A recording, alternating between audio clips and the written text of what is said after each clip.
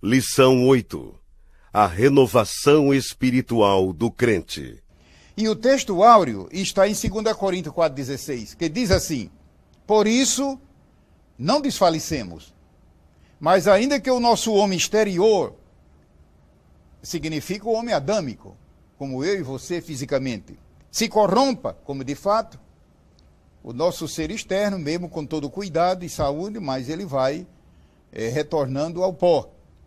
O interior, o homem interior, contudo, se renova de dia em dia. Como conseguir essa maravilha? De o homem interior se renovar de dia para dia, através do Espírito Santo. Ou seja, isso é possível, isso torna possível um crente, mesmo que ele tenha uma idade física de 50, 60, 70, 80, 90, 100 anos, mas espiritualmente ter a mentalidade e o vigor de um jovem. E às vezes acontece o contrário, lamentavelmente, jovens crentes ainda em plena flor da idade, parecendo velhos espirituais. Isto é falta de renovação. A lição, ela contém 3 grandes tópicos. Eu digo grandes, porque ela envolve outros que uma lição apenas sobre um assunto não comporta. O primeiro tópico que é o que significa renovação espiritual. Hoje que se fala tanto em renovação.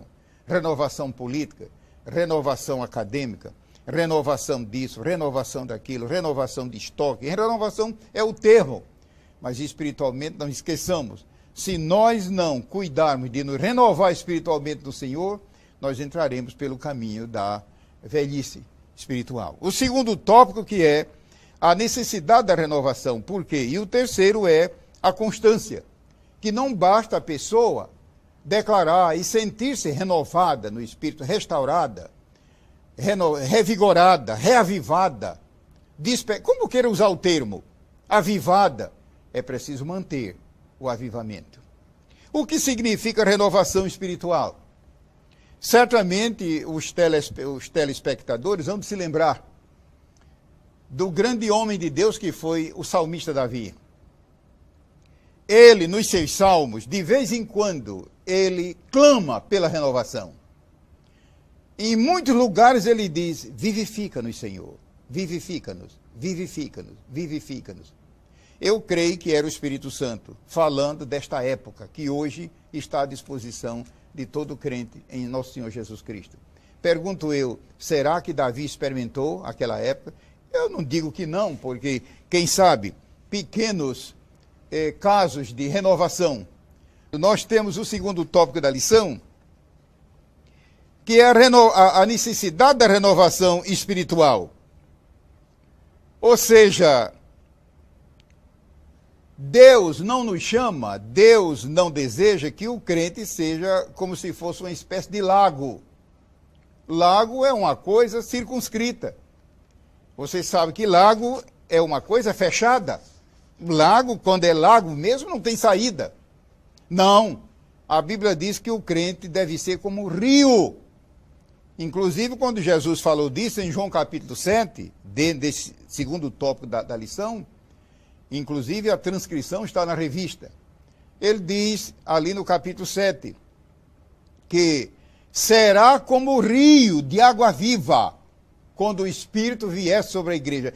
Ele não diz como um lago, mas como um rio. Um lago tem suas virtudes, mas não se compara com um rio, que se trata de algo dinâmico e vivo e progressivo. Eu nunca esqueço da primeira vez que eu cruzei a fronteira, cruzei o rio Amazonas, passando por cima de sua nascente, via aérea.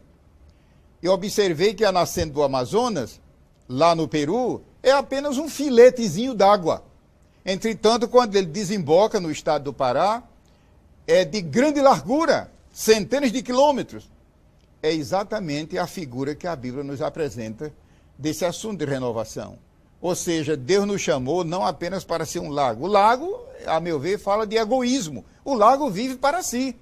É tanto que, no passado, muita gente preferia fazer suas habitações à beira dos lagos. Mas nós sabemos que um rio fala de vida. A renovação deve ser diária, a renovação deve ser consciente, A renovação enseja a operação do Espírito Santo, é claro. Isso abre caminho para o Espírito Santo operar ainda mais. E o terceiro tópico da lição, que é a constância da renovação espiritual. E é nessa altura que eu quero ler Efésios 5, e versículos 17 e 18, que faz parte da leitura da lição. E diz assim: e não vos embriagueis com vinho em que há contenda. Ou como diz uma versão mais atualizada, e aliás, mais fiel, em que há dissolução. Eu acho que mesmo assim ficou difícil. Ficou muito clássica a palavra. Falando em linguagem bem franca, como está no original, é: não vos embriagueis com vinho em que há orgia. Orgia. Eu não preciso dizer mais nada. O que é orgia? Um antro de pecado. A Bíblia diz: não vos embriagueis com vinho em que há orgia, em que há dissolução. Mas, então eu pergunto, basta a pessoa se afastar do mal? Eu vou ler novamente o versículo. Não vos embriagueis com vinho em que há contenda. Mas, dá para entender o sentido dessa conjunção coordenativa adversativa? É Deus dizendo de que não adianta você apenas se afastar do mal. Eu não sou criminoso, eu não sou isso, eu não sou aquilo. Ótimo. Mas isso não basta. A Bíblia diz que devemos evitar o mal, porém, sermos cheios do Espírito. Mas enchei-vos do Espírito.